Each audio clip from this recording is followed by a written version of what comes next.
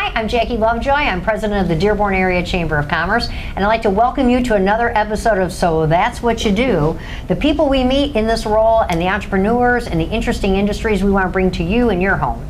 So with me today is one of the first cicerones in the United States that was a female, and that is Annette May. And we're here at lovely Schoolcraft College in the Culinary Arts Department. And we also have a Schoolcraft College student, Clara, who's in the program as well.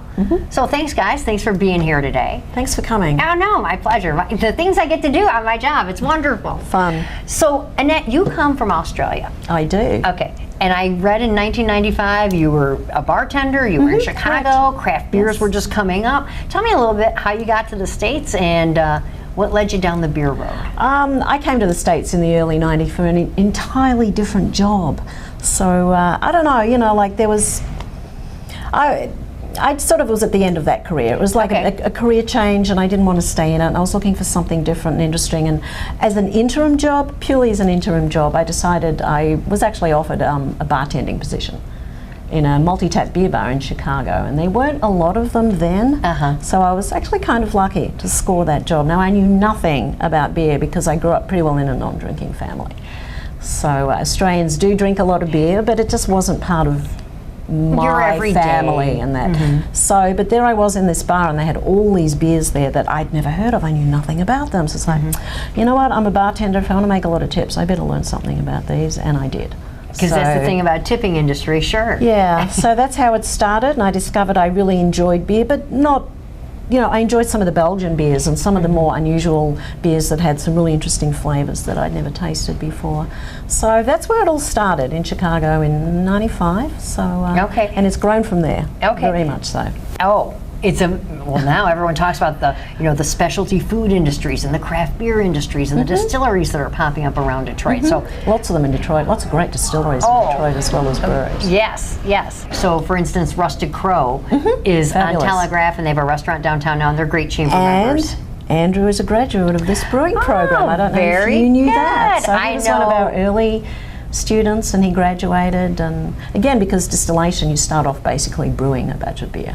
Oh yeah, so he went through the whole program. So yeah, very, very. It is, and Valentine Vodka down in Royal Oak, and they started, gosh, what, 15 years ago? I think that'd be one of the first. Yeah, Valentine in Michigan, guess so. Maybe the first. Yeah, I would guess so. Yeah. Like small distilleries. Absolutely. So it's 95. You're exploring beers. Did you start? And what a saucy name, cicerone. You're an advanced cicerone. I am. Yes. Which is much like a sommelier. It is. It's the equivalent of a sommelier for beer. Sommelier. Yes. Okay, I have to practice that one. I don't even know if that's the exact way to say it either, because I'm not one. Yeah, so neither. If you actually asked a sommelier, they'd probably tell you the right way to say it. I'm not 100% sure. So it's 95, you're there for 4 years, 5 years? I was there till 2000 and at this bar, big multi-tap beer bar in Chicago, and learning, because they were out there and doing things different that a lot of the other bars hadn't really done yet. A crowd when you do that and everything. Oh yeah, so, this bar had a really good following. We had lots and lots of unusual beers, and it was really, a lot of the local beers were starting to come in, craft beers as we call them now, and so it was really, a lot of education and a lot of new stuff. We also had something that no other bar in Chicago had. Now, a couple of the breweries had these, but it's a traditional English way of serving beer. It's what people like to call warm flat beer, and it's neither warm nor flat.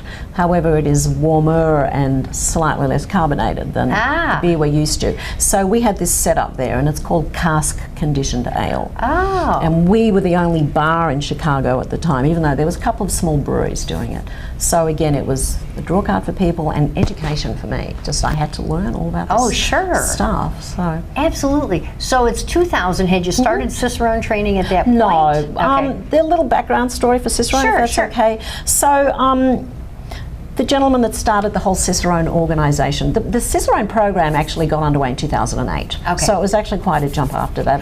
However, he'd had this sort of like bee in his bonnet and thought process, and I want to start something where we can give credentials to beer professionals just the way you can with wine, and I think there's something in the spirits world against that too. So he'd been sort of thinking about this for a long time. So, but Cicerone program went live in 2008. Okay. So there was a big gap between that Okay.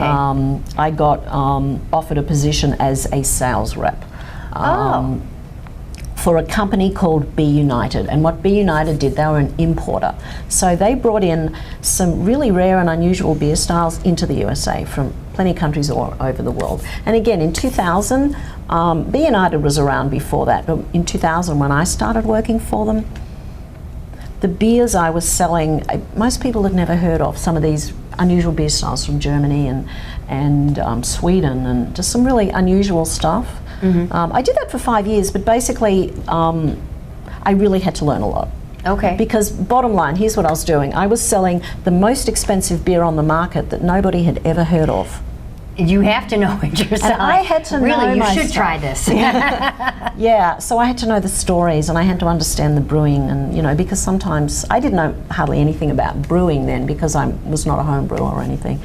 But I knew the stories and I knew the ingredients, and it was really the start of my learning curve. I learnt so much working for this company, Be United, and also our boss was really into education. And that's wonderful, though. So, that led to that. So when the cicerone... So did that bring you here to Michigan then? No, jump forward about 10 years. Okay, so you're a beer rep, essentially still in the Illinois, Chicago area. I was actually managing different states. Michigan was one of my states, and Indiana and Minneapolis.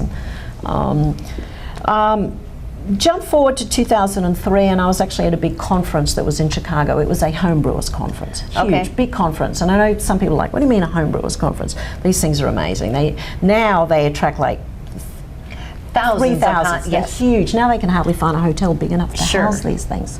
But I was doing a lot of work with food and beer at the time, and also that was a relatively new concept. I was doing a lot of work with cheese and beer specifically, and I did a presentation at the Homebrewers Conference in Chicago in 2003, a beer and cheese presentation using the beers from my portfolio, these really unusual beers from around the world. And I met a very nice gentleman that was very involved in the beer and I was waiting to hear. He was a home brewer. He was a home brewer because this was a home brewers conference. We met we'd sort of vaguely knew each other, and he was from here. And so that's what happened. We met in 2003 at the conference, and then pretty well 6 weeks later I asked him to marry me, and then I moved here. Oh, how fantastic! Yes. That is wonderful. So I moved here to Michigan in 2004. That's wonderful. February so that's where Michael comes into the picture. That's fantastic. So, yes. And we should mention he is a national champion home brewer. He's won a couple of gold. Yeah, he's won, I think, 1 or 2 nationals. He doesn't homebrew as much anymore because he's a professional brewer. He still does, though. I mean, he brewed yesterday. He brewed a batch of beer. Yeah, it's Saturday. So. It's one of those great things. But yeah, he's also what's called a BJCP judge. So national BJCP judge, and I'm one of those too. Okay. It's sort of you learn how to judge beer, and you judge beer competitions. Exactly. So in Dearborn we have, I don't know if you've judged yet, Dearborn Brewing. Oh right yeah, on Michigan Avenue. Well, we all John and Sheila, great chamber members. You know everybody in the industry. Everybody. It's a sort of a club almost. It's like a big club, and it's getting bigger and bigger. But no matter where you go, you always know people. You know? So yes, of course we know John and Sheila from homebrewing days even, and then there's always an extra little story. So their head brewer there is a graduate of our program, Daniel. Again, here we are. Yes. Maybe this is a good time for me to jump to Clara, because you're here at Schoolcraft College. You're in the Culinary Arts program. Tell us it's the brewing program. And the brewing program, not the Culinary Arts program. It's a separate silo. Yes. So, what brought you here? What year are you in? Tell me a little bit about that. I'm actually just finishing up my first class today. Oh, congratulations. I'm giving her a final later today. Oh, okay. Very good. Not like being on camera isn't a final, but carry on. I had heard about the program a little bit, and I entered into like a radio competition and wound up being one of the finalists. And I didn't win, but I still got a scholarship, so I decided to do the program here. I kind of got into beer after I graduated college. I have a background in biology. That's the best sort of background to have, some sort of, it is. Microbiology, biology, chemistry, to be a brewer. That's fantastic. And as I was graduating, I went to Eastern, and they were just starting a fermentation program. So it kind of got the ball rolling in my head. Like, I could do this. Like, I could, because I Again, no one ever guesses where their career is going to pivot. Yeah. Sure. So yeah, Here you are. Yeah, here I am. That's wonderful. So let's fast forward. Tell me about some of these medals up here. So the students brew all our beer here. Okay. So again, like except Clara's here today with me, and but there's no brewing students around right now. But normally during the 2 semesters, the students brew all the beers. We have 10 tap draft system up there where they're all pouring. And Tom, who's our director, he's been entering a lot of our student beers in competition, and we've won a lot of medals. You can a ton of them. Yeah, we recently won a really big medal. There's a lot of competitions, and some have more weight than others, obviously. It's always great. It's always means something if you win a medal, no matter what. But we recently won a medal at a really big, prestigious beer competition. So that's fantastic. Incredible. You know. Now, what kind of beer won that competition? It's a style called Kolsch. Okay. Kolsch comes from, it's a regional beer in Germany. It comes from the town of Cologne. And if you go to Cologne, that's all you can drink. But it's very delicious, and it's become very popular with American craft breweries to make Kolsch. Now, so I know we won for our Kolsch, and there was a lot of entries in that competition because we won silver. So they award gold, silver, and bronze. We won silver, which is huge. That's amazing. That's amazing, fantastic. yeah. So we were talking about Kolsch, and we I guess actually I should front face the can. And it comes in a beautiful can. So we're gonna pour it. I can't taste it, but pour it and smell it. And okay, so this is a really popular beer style called Kolsch, and let's say, I hope I don't mess this up on camera, right? we can take it again, don't worry. The importance of pouring a beer properly. I mean, it's really crucial to get... Now, I do know this, to tip. You only tip for a little while, because what you want to do is you want to end up with a nice big collar of foam on the top. Oh. You don't want to have a beer that is totally flat at the top, because that improves your whole sensory perception. You can smell it better, because all the bubbles come up in the beer and they stay in the foam, and it delivers the aroma right to your nose. And look at it, fits perfectly. I'm amazed. Yeah. Very good. So this is Kolsch, Here we are, our Kolsch ladies and style, which we won a silver medal for. And you can't see it now, the beer's very cold, so because of that it looks a bit frosted, but once and I have to say, it it's smells warmed like up a bit. It's a beautiful yellow golden beer, which means it's made with a particular kind of pale coloured malt. So pale malts make pale beer and darker malts make dark beers. Yes. And it smells like bread or crackers or grain. You want to smell that? It does. Yeah. And it's lovely. It's got some nice sort of bready, crackery, malty flavours, just on the low side. It has a little tiny bit of bitterness, not enough that you would perceive it to be bitter, but you have to have some bitterness to balance the sweetness. Otherwise, it would come across as more cidery. Very just sweet. Yeah. Sweet, yeah. And it's rather crisp and refreshing, and it's a lovely summer beer. So, well, lovely. I wish you could taste it. I wish I could as well. Can I taste it? Yeah, please taste it. Oh, by all means, you're the expert. I'm doing quality control on our beer. So. It smells really good. You always want to smell your beer. It smells like a beer, yeah. So smelling is 75% of what we taste. If you don't smell your beer, you're not going to taste it properly. Just like a lot of wine. Crucial, yeah, very similar. My friends swill it and put their nose in the glass. Crucial to smell your beer properly, and that's why you don't just drink it out the can or the bottle, because you can't smell it properly. Ah. Nice big smell.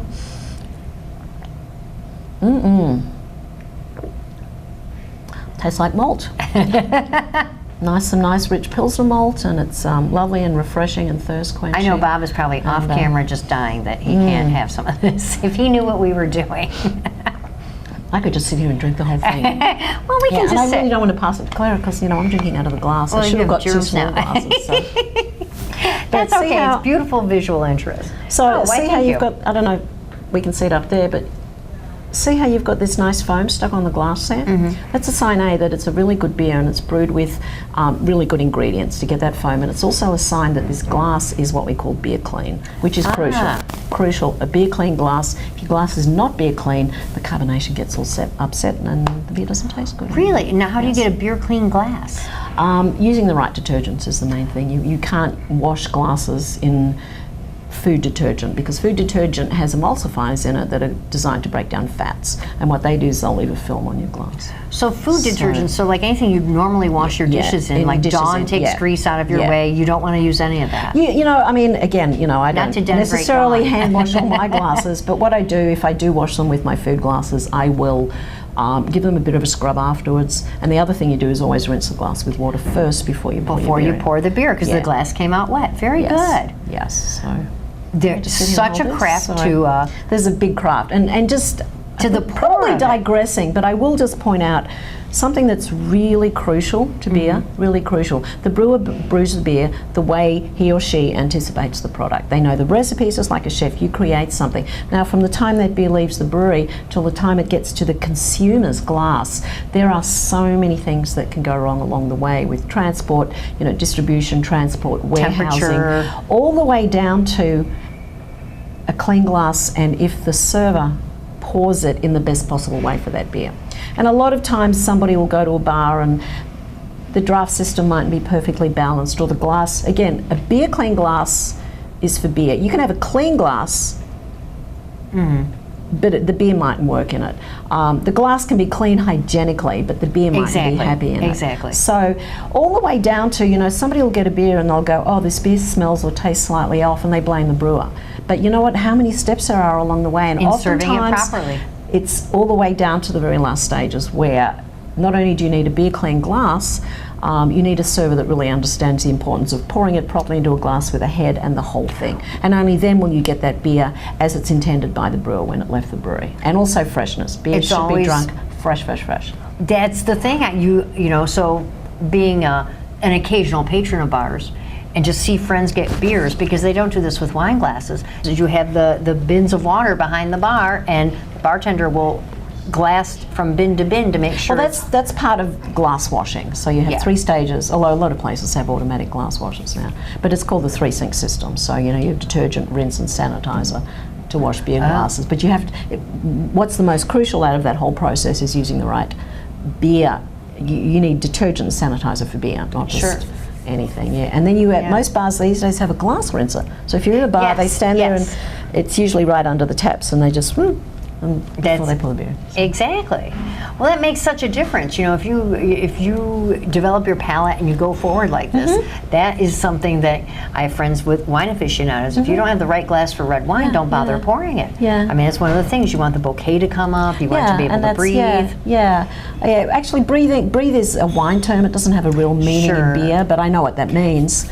But getting it to the right temperature and getting that carbonation just right is like one of the most important things with beer, and that's what lovely. Can get just so messed up along the way. So getting to this point, okay, so we jump up to 2008. At some point, you become. So I became a certified cicerone, and I was one of the very first certified cicerones ever, and the first female. And my husband is a certified cicerone too. We sat the exam together, so we're also the first husband and wife certified cicerones. Very good. And I got a better score than him. But you know what, he didn't study. I studied like a banshee, but he didn't really study because he's naturally brilliant. But I did get a better score. It's so nice. How long have you guys been married? 14 years. Well, you still say that after 14 years. There's a testament to a great marriage right there. It's because of all the beer. Yeah. He brings me home beer and, every day, so that was 2008. When I moved to Michigan, I gave up that repping job because I was traveling a lot. Sure. And, it took me a long time to have a relationship with someone who didn't think I was a total freak because of many things, like beer. So it took me a long time to find the right one. Or travel. A lot of people don't believe. And I didn't want to travel anymore, so I actually, I then worked in a beer store in Dearborn called Merchants Fine Wine. Yes, you did, right next door to the chamber, practically. Yes. Yeah, I worked there for 10 years, a little longer than I really ever thought I would, but I did. It was a good crew to work for, and I learned a lot about beer, and I was really starting to teach people more. And they are a hub. What a selection. Yeah, I was holding classes in the store and just doing a lot more with education. At the same time, the Cicerone organisation, again, it started in 2008 with a gentleman called Ray Daniels who started the whole thing, and it was just him. And within 2 or 3 years, this program was like, wow, there's something we can actually sit an exam for and get a little star next to our name, and it means if people recognise this, they know we know what we're talking about. So, but basically, he was getting busier and busier and busier, and he was administering exams. We didn't have enough people to grade the exams, and also to administer exams. So I actually started working for the Cicerone organisation. Oh, very good. Around about 2010. So I was grading exams, administering exams, and also over the years they've actually developed some classes they teach. They didn't initially, but they have classes now. So well, they have a 5-day, 8-hour-a-day boot camp that too, boot don't camp they? is amazing. Yeah, that's Yes. called Road to Cicerone Boot Camp. So that's only done in the office in Chicago, Okay. and I don't do that. But they have other classes that are regional. I teach people how to taste when beer doesn't taste right. You know, bad flavors in beer, and recognize and identify them, and how to serve beer. There's a lot of stuff. Ah, very good. So I was doing all that as well while I was working at Merchants. Very good. And then I sort of got to a stage where I liked the owners and everyone I worked with at Merchants, but I just was never meant to work retail for 10 years. I just wasn't. And I just got to a stage, it's like, I don't want to do this anymore. I love the beer, I love the owners, but I don't want to work with people. I don't want to serve people beer anymore. I just don't want to do that. You had a history of it. Yeah, I've been there for 10 years, so I thought, you know what, I wonder if I can give this education thing a full-time go, because that was my next question. How'd we end up here? Yeah, this was, you know, like 3 years ago. You know, I was thinking about this all through like 2013, 2014. And the craft beer, there's 360 breweries in Michigan, and everybody needs education or wants education. And I thought, oh, maybe I can just go freelance. So I resigned from Merchants with the thought to continue what I was doing for the Cicerone, but that's part-time. And maybe, you know, staff trainings in bars and many, many different things. And then I got approached by Richard Weinkauf, who just retired from the college. He was the chief academic vice president of academia. Okay. So he held an administrative position in the university, but he was also a home brewer, and he'd been plotting this. He'd been plotting a brewing program in his head for a lot of years, and he decided to really move it to fruition. And he started interviewing people in the community, all beer professionals. He wanted beer professionals in the program rather than academia. Oh, sure. So he interviewed many, many, many brewers and many people in the industry, and he knew about Cicerone. He said, well, I'd like to talk to a Cicerone, and someone gave him my name, because I'm fairly well known in the community. And I can imagine. as I like to say, it's because I'm old and I've been doing this a long time, you just get to know everyone. So he brought me in for an interview. Okay. He brought me in for an interview and just said, well, here's my ideas, and this is what I think we should include in the program, and how does Cicerone, you know, teaching fit in to the program. It's like it's so important, again, because from the brewer makes the beer, but from the time it leaves the brewery to all the way to the customer's glass, that's where the Cicerones take over, and they teach people how to manage it for that whole journey, which is huge. I can only imagine. And he said, well, do you think we need this? Do brewers need to learn about beer styles? And I went, yes. And he said, do brewers need to learn about how to, you know, beer clean glasses? And I went, yes. And he said, would you like to teach that? And I said, yes. So. And here you are. Here I am. So how long has the program been in existence? We started in the fall of 2015. That was our first class. At the time, we didn't have the brewery. We were actively building the brewery. So the very first semester, our brewing students were going to guest breweries off campus. Oh, very good. Yes. So you built the brewery. Now you've already graduated your first class anyway. Oh gosh, yeah. The program, if you is it an associate's or a one-year certificate? It's 7 classes. Oh, okay, very good. It's a certificate. Now, if you work full time, you know, it might take you a couple of years. Sure. But there's no limit. You can do any class anytime you want. And you can actually just take random classes too. You don't have to sign up for the whole program. Okay. If, for instance, you didn't have a full-time job, you could do the whole thing in 2 semesters. Oh, but that would okay. be 4 classes the first semester and 3 classes the second, and that's pretty heavy going. You're dipped in beer. A lot of study, so you definitely are. So, oh, that's great. yeah, that's about the program. And then you can fold it into, I would imagine, almost any associates here then, if you wanted to go. That's an area I'm not 100% clear on. I've had students in my class that, especially I do a class called Beer Styles and Flavour. So it's all about beer styles, and it's all about how to taste beer, which is a lot more work than people think it is, a lot more. So Clara can probably I was going to say, is all this great review what for your she's doing. final later today?